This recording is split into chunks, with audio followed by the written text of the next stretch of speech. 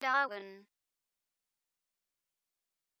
Le langage Java est un langage de programmation orienté objet. Par l'intermédiaire de celui-ci, vous allez avoir la possibilité de créer des applications, que ce soit en utilisant des interfaces graphiques, des applications accédant à une base de données, etc. L'avantage d'utiliser ce langage est qu'il s'agit d'un langage portable, c'est-à-dire que vous pourrez exécuter ce programme aussi bien sur un ordinateur, un mobile ou encore directement à partir d'un site internet. Son fonctionnement est très simple, vous créez un fichier source avec comme extension le .java, fichier source que vous allez ensuite compiler pour transformer en un type .class que vous pourrez ensuite exécuter à l'aide de la machine virtuelle Java. Donc, afin de pouvoir développer correctement en Java, nous allons devoir télécharger deux éléments. Donc, je me rends dans un premier temps sous mon navigateur internet et nous allons commencer par télécharger JDK. Qu'est-ce que JDK? Il s'agit de l'environnement dans lequel le code Java va pouvoir être compilé afin que la machine virtuelle Java puisse l'interpréter correctement.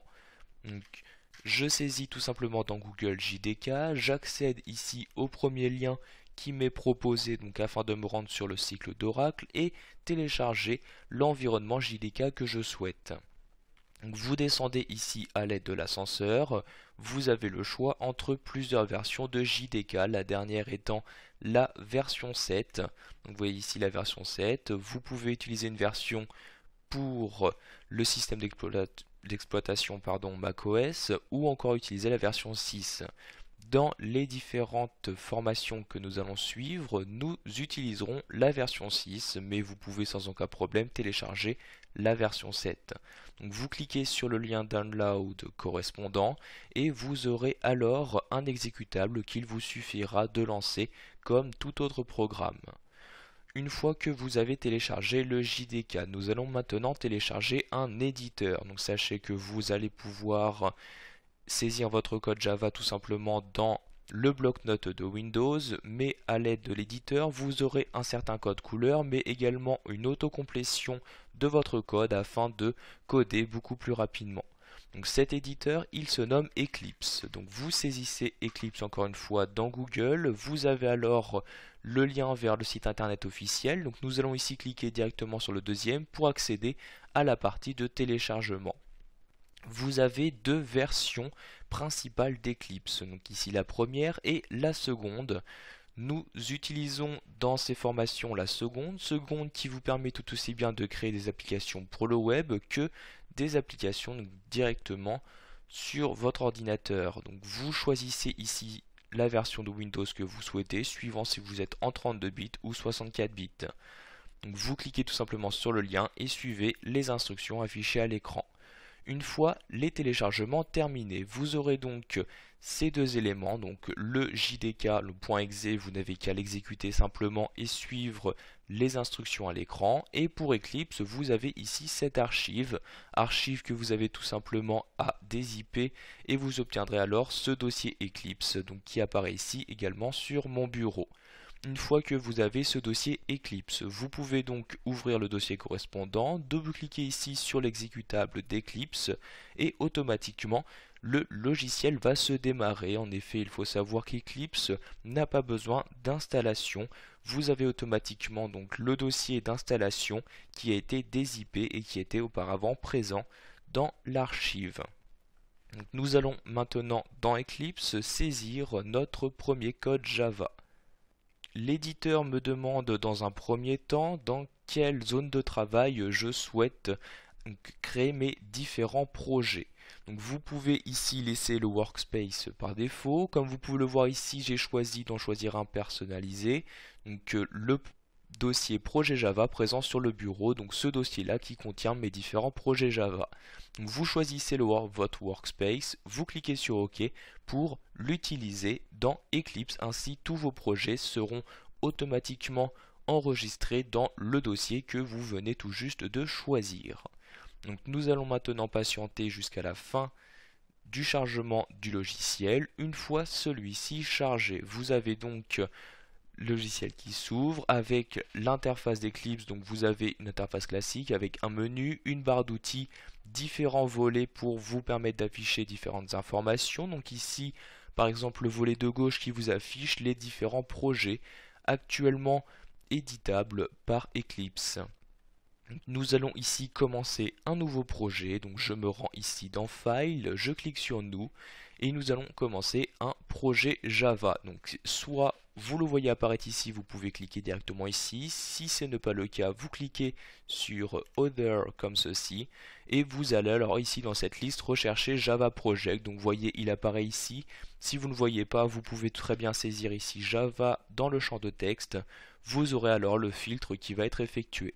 Donc ici je sélectionne bien Java Project, je clique sur Next comme ceci. Il me reste à choisir un nom à ce projet. Je vais par exemple nommer ce projet Screencast. Faites bien attention, je vous recommande ici de ne mettre aucune majuscule dans le nom de votre projet. Je clique ensuite sur Finish pour procéder à la création de ce projet. On me demande ici si je souhaite ouvrir une perspective spécialisée pour le code Java. Je vais cliquer ici sur oui pour utiliser cette perspective Eclipse et m'afficher donc de nouveaux volets.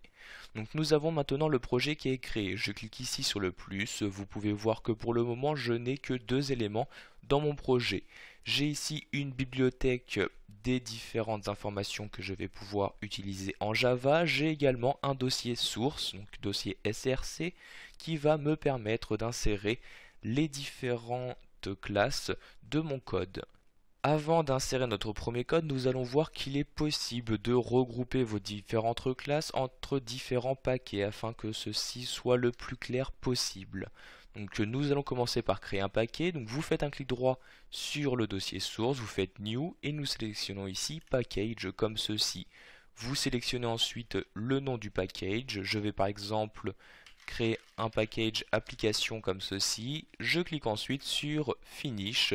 Le paquet est alors créé. Il me reste maintenant à insérer une classe à l'intérieur, une classe qui est obligatoire afin que vous puissiez coder en Java. Donc vous faites un clic droit à nouveau sur le paquet cette fois-ci, vous cliquez sur New et cette fois-ci vous allez sélectionner classe comme ceci. Une nouvelle fenêtre apparaît, vous choisissez dans cette partie-là le nom de votre classe. Donc cette fois-ci il est recommandé de mettre une majuscule pour la première lettre de la classe. Je vais par exemple ici créer une classe Launch comme ceci.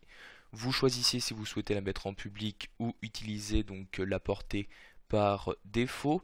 Nous allons ici créer la classe Launch qui va nous permettre de démarrer notre programme. Pour cela, nous allons avoir besoin de la méthode main. Comme vous pouvez le voir, vous pouvez directement l'insérer dès la création de la classe. Vous n'avez qu'à cocher la case correspondante.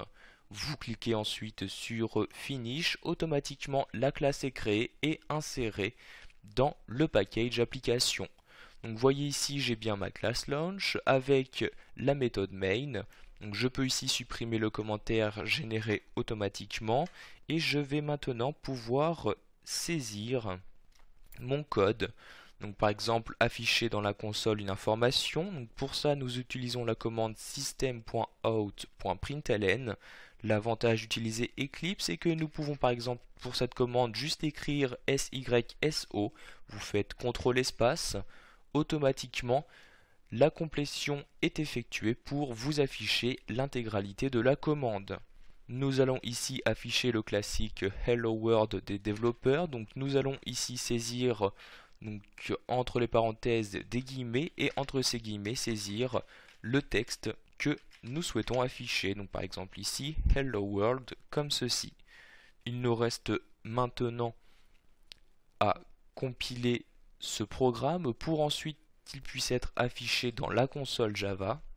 Donc avant de compiler, je vous conseille d'enregistrer, donc vous faites CTRL S pour un enregistrement rapide. Vous exécutez ensuite votre programme en cliquant ici sur le bouton Run comme ceci. Automatiquement, le programme va être exécuté. Donc vous pourrez voir ici qu'un onglet console est apparu et vous avez donc l'information qui apparaît. Donc j'ai bien ici Hello World.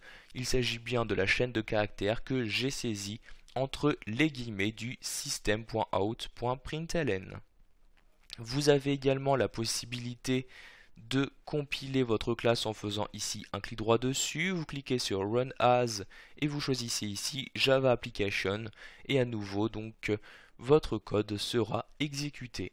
Voilà, vous savez maintenant quelles sont les bases à connaître afin de pouvoir développer correctement en Java.